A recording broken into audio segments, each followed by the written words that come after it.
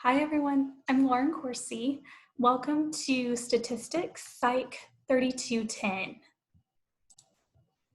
This is a fully online course. Over the next 5 weeks, we'll be learning a lot about the basic principles of behavioral statistics. I know that many students experience some anxiety at the beginning of this course, and I just want to reassure everyone that the calculations that we'll do in this course won't go beyond basic mathematics. We'll do things such as addition and multiplication. The most difficult thing that we'll do in terms of calculation is to take the square root of a number. Now, some formulas that we work with may look a little intimidating, but we'll break them down, and the steps involved in completing them are quite simple. So in this course, we'll cover a lot of dense material in a short amount of time.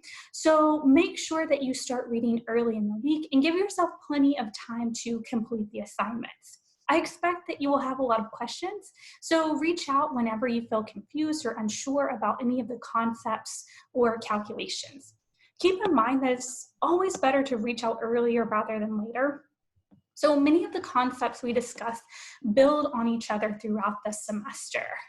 If you're confused early on, don't think, well, I'll just skip that and move on. This won't be a good strategy because you'll need to understand those early chapters and concepts as a foundation for what we'll discuss in later chapters.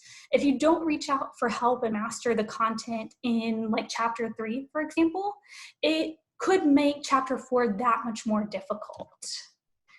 So I'm here to help you guys through this process throughout this course. So reach out whenever you need help or assistance.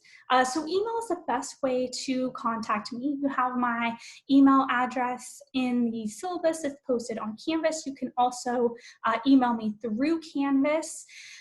In your syllabus, I have a phone number listed. Now, I know that we're not on campus. I have been getting the voicemail recordings. So if you call that number that is listed and you leave a voicemail, then I should be able to know that you called and listened to that voicemail. But I do recommend that if you call and leave a voicemail, that you also send a follow-up email just to double check to make sure that I got that message and to cover all bases. For this course, you'll have a one discussion per week. So you'll have a post and you'll reply to at least one classmate. So the rubric for the discussion board posts and replies is posted on Canvas. For each week, you will also have a set of slides that come with a notes section. So if you open up the PowerPoints, you should see notes at the bottom here on your screen. So if you don't see notes popping up, a notes section popping up, be sure that you click down here where it says notes so that you can view those notes. You also have some videos, some that are linked out to a third-party source that I find to be very great at explaining conceptually what we're doing. And then you'll have a few that is me walking through some calculations. You also have some that's me kind of walking through what we'll do in Excel. So you should be able to open those links. Some of them you can view directly in Canvas, but if for whatever reason it's not appearing on Canvas here, then click on the link or the title of the video, and that should link out to the direct source, whether that's YouTube or a textbook website, etc., for you to access those videos. You may also have to click that title and link out if you need the closed captioning and they're not appearing within the Canvas portal.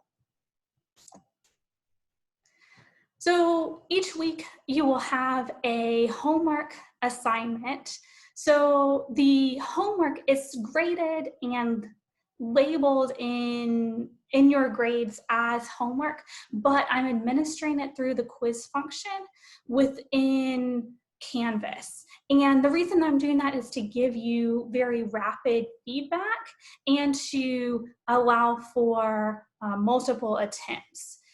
And so when you open it up, it'll look like a quiz, so just kind of keep that in mind, but it counts the same as the homework in the grading system. And now your quiz was labeled in the grading system as a quiz. If you open that up, you'll see for each one a Word document that you'll be asked to download and type in your answers or write in your answers, and you can take a photograph of it and submit it however is most convenient for you. So you'll see a Word document, and for many of them, you may also see an Excel document.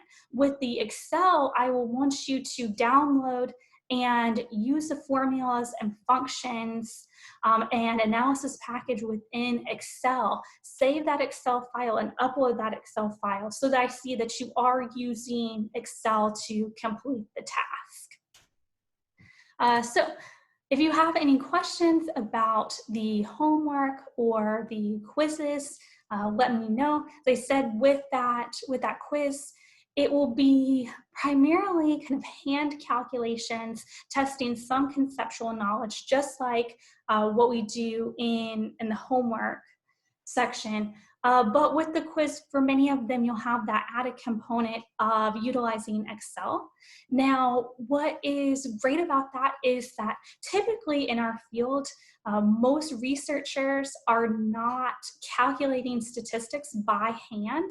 It's great for you guys to kind of get that foundation of knowledge to understand the math that is going into these statistical analyses and the results that you're getting, but ultimately it's more practical to learn how to do these things using Excel or some other type of software, because once you get into large data sets, it's not feasible very often to calculate out the statistics by hand in a reasonable amount of time. And so this will give you some kind of hands-on knowledge of using Excel for the purposes of data calculation. And the added benefit is that when you are asked to calculate something by hand for your homework or in other parts of the quiz, you can double check that using Excel if you want. At the end of the semester, you'll have an extra credit opportunity. So this is an exit quiz. It is comprehensive or cumulative, so unlike the other quizzes that are just based on the 2 chapters covered that week, the extra credit quiz is cumulative, so it will ask you questions about stuff that we've discussed throughout the entire course. And it's sort of to see, well, what kind of at the end of the semester, what knowledge have you acquired in this course? So this is optional. You don't have to take the extra credit exit quiz, but it will count towards bonus points or extra credit points. So, all right. I look forward to meeting all of you in our week 1 welcome discussion. And I know that I know many of you guys from previous courses, and so it's really nice to see some familiar names at least, and hopefully we'll get to see some familiar faces. And I really look forward to meeting all of our new people as well. So reach out whenever you have any questions or concerns about the course, content, etc. Okay.